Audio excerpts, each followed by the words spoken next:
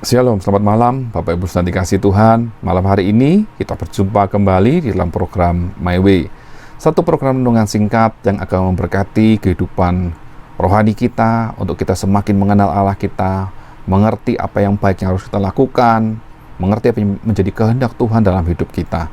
Mari kita sama-sama merenungkan, menyimak kebenaran firman Tuhan malam hari ini sebelum kita beristirahat tidur dalam damai sejahtera Tuhan. Dan malam hari ini saya ingin membagikan satu tema yang berjudul Jangan Berdalih. Ya, memang manusia ini seringkali mencari-cari alasan dalam kehidupannya.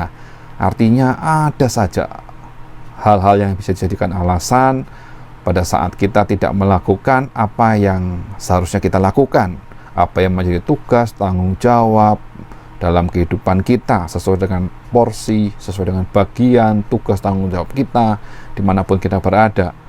Dan tentunya di dalam kehidupan kekristenan, poin jangan berdalih ini mengambil peranan yang cukup penting. Misalnya, pada saat kita tahu bahwa kita memiliki jadwal ibadah, atau jadwal doa, atau jadwal persekutuan doa.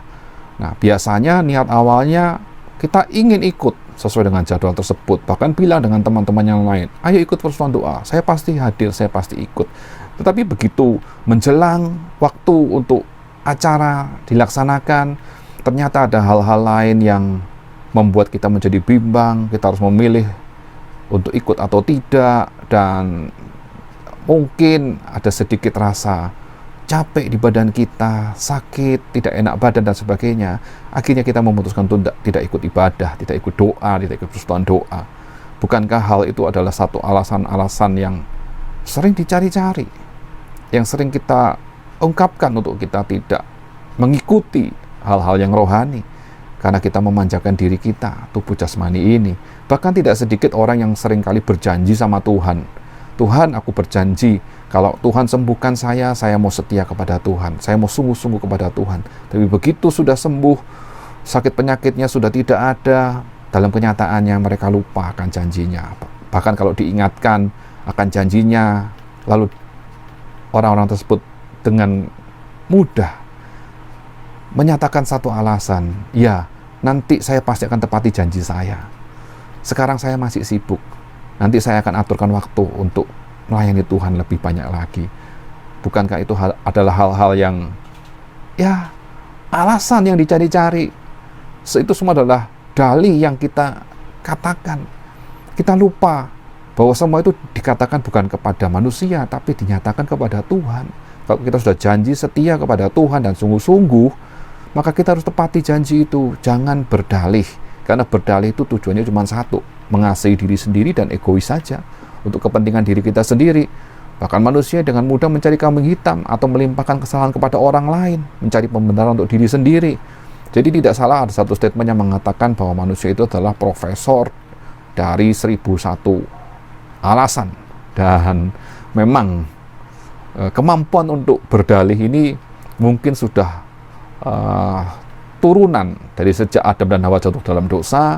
Saat Adam ditanya oleh Tuhan, mengapa engkau makan buah terlarang ini? Adam dengan enteng menjawab, karena Hawa yang memberikan. Hawa ditanya, Hawa juga dengan mudah menjawab, ular itu yang menyuruhnya. Dan memang seringkali dalam kehidupan kita seperti itu, ya, dengan mudah melemparkan kesalahan kepada orang lain, dengan mudah menyatakan bahwa itu kelemahan kita, minta pemakluman dan sebagainya. Tetapi di hadapan Tuhan, mengapa kita harus berdalih? Bukankah lebih baik kita jujur daripada kita mencari-cari alasan-alasan yang tidak perlu atau tidak penting? Tuhan Yesus pernah menceritakan kepada murid-muridnya tentang orang-orang yang berdalih. Dan ini ada di dalam Lukas 14 ayat 16-24. Saya bacakan ayat firman Tuhan ini. Tetapi Yesus berkata kepadanya, ada seorang mengadakan perjamuan besar dan ia mengundang banyak orang. Menjelang perjamuan itu dimulai, ia menyuruh hambanya mengatakan kepada para undangan, marilah, sebab segala sesuatu sudah siap. Tetapi mereka bersama-sama meminta maaf. Yang pertama berkata kepadanya, aku telah membeli ladang dan aku harus pergi melihatnya. Aku minta dimaafkan.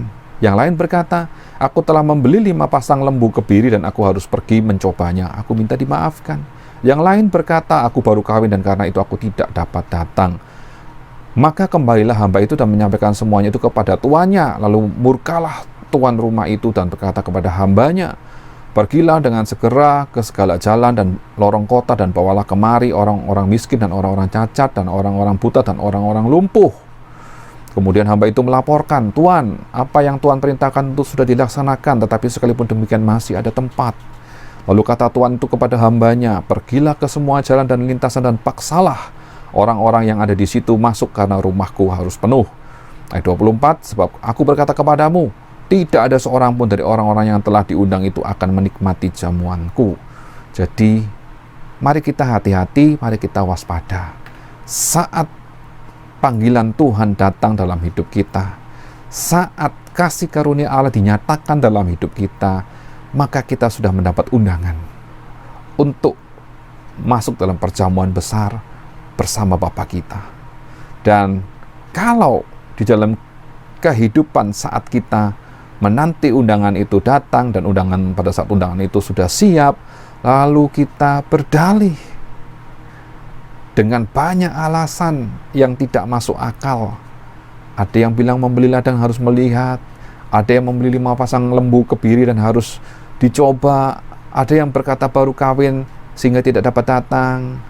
Bukankah itu alasan-alasan yang selalu dicari? Dan itu cuma dalih karena mereka tidak menempatkan Tuhan sebagai prioritas dalam hidupnya. Padahal firman Tuhan berkata, berbahagialah orang yang dijamu dalam kerajaan Allah. Mengapa kita seringkali berdalih? Alasannya cuma satu, karena kita belum menempatkan Tuhan sebagai yang utama dalam hidup kita. Belum menempatkan Yesus Kristus sebagai Allah yang berdaulat dalam kehidupan kita, sehingga kita mudah berdalih. Dan jelas saat kita berdalih, maka yang menjadi tujuan berdalih adalah karena untuk keuntungan kepentingan diri sendiri. Kita masih egois dengan diri kita sendiri. Kita lupa bahwa hidup kita ini telah dibeli dan harganya telah lunas dibayar. Dosa, kesalahan dalam hidup kita sudah ditebus oleh darah Yesus. Oleh karena itu, mari kita melayani Tuhan dengan sungguh-sungguh, memberikan hidup ini, menyerahkan hidup ini kepada Tuhan dengan sungguh-sungguh. Dan supaya kita tidak menjadi orang yang suka berdalih, mari kita berusaha seperti ayat firman Tuhan yang dikatakan dalam Ulangan 5 ayat 32 dan 33. Maka lakukanlah semuanya itu dengan setia seperti yang diperintahkan kepadamu oleh Tuhan Allahmu. Janganlah menyimpang ke kanan atau ke kiri.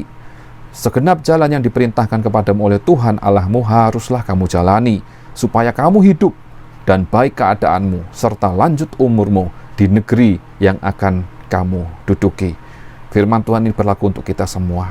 Mari kita setia, melakukan perintah Tuhan, tidak menyimpang ke kanan atau tidak menyimpang ke kiri.